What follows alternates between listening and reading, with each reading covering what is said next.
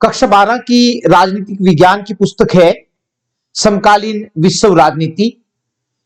तो इसी पाठ्य पुस्तक का अध्याय 7 और अध्याय का नाम है समकालीन विश्व में सुरक्षा। इसी अध्याय के लघु प्रश्नोत्तर भी महत्वपूर्ण है।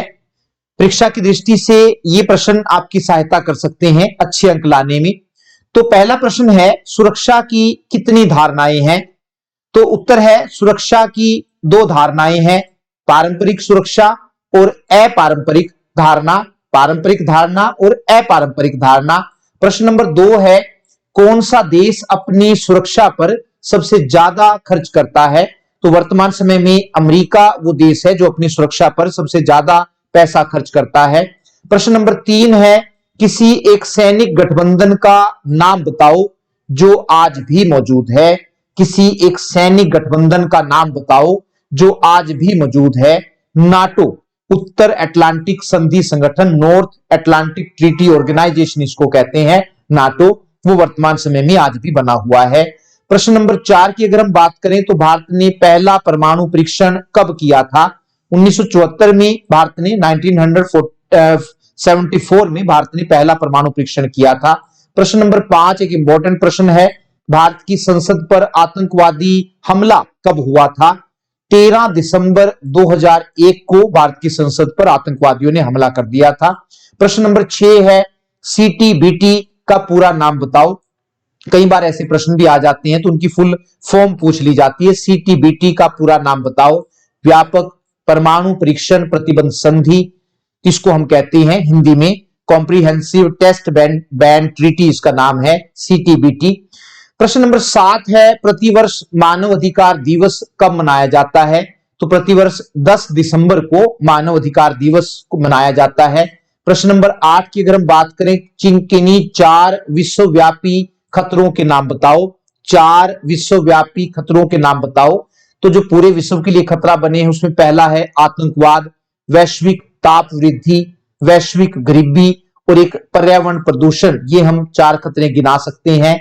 प्रश्न नंबर 9 है, संयुक्त राष्ट्र ने मानव अधिकारों की घोषणा या सार्वभौमिक घोषणा, संयुक्त राष्ट्र संघ ने मानव अधिकारों की सार्वभौमिक घोषणा कब की थी? 10 दिसंबर 1948 को की थी और तब से 10 दिसंबर को मानव अधिकार दिवस के रूप में मनाया जाता है। प्रश्न नंबर 10 है, एनपीटी का पूरा नाम क्या है?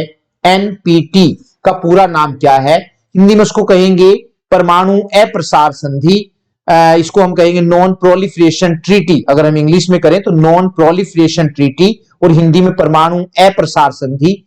प्रश्न नंबर 11 है कि वर्तमान समय में विश्व की जनसंख्या कितनी है?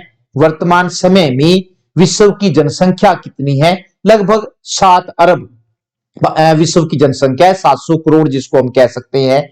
प्रश्न नंबर 12 है, परमाणु अप्रसार संधि जिसको एनपीटी कहते हैं, परमाणु अप्रसार संधि कब की गई? 1968 में यह संधि की गई।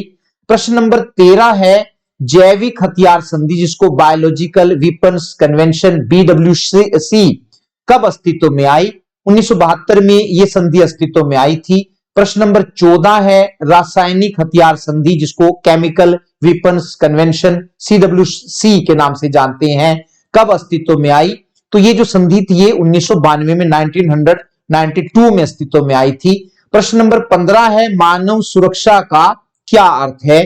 तो मानव सुरक्षा का अर्थ व्यक्ति को सभी प्रकार के अभावों और भय से मुक्ति दिलाना है। इंपॉर्टेंट प्रश्न है, याद कर लेना इसको। प्रश्न नंबर 16 की अगर हम बात करें तो आंतरिक रूप से विस्थापित जन से आप क्या समझते हो? आंतरिक रूप से विस्थापित जन से आप क्या समझते हो? तो जब लोग अपने देश के अंदर ही अपने मूल निवास स्थान को छोड़कर किसी दूसरे स्थान पर शरणार्थी के रूप में रह रहे होते हैं, देश के अंदर ही, अपने देश के अंदर ही अपने मूल निवास स्थान को छोड़कर किसी दूसरे स्थान पर शरणार्थी के रूप में रह रहे होते हैं, तो उन्हें आंतरिक रूप से विस्थापित जन कहते हैं। और इसका सबसे बेस्ट एग्जाम्पल है कश्मीरी पंडित। प्रश्न नंबर 17 की अगर हम बात करें तो वैश्विक ताप वृद्धि जिसको ग्लोबल वार्मिंग भी कहते हैं, वैश्विक ताप वृद्धि किसे कहते हैं? वैश्विक स्तर पर या विश्व के स्तर पर, वैश्विक स्तर पर पृथ्वी के तापमान में लगातार वृद्धि होना वैश्विक ताप वृद्धि कहलाता है। प्रश्न नंबर 18 है, भारत ने दूसरा परमाणु परीक्षण कब किया था? तो 1998 में भारत ने पोखरण में दूसरा परमाणु परीक्षण किया था।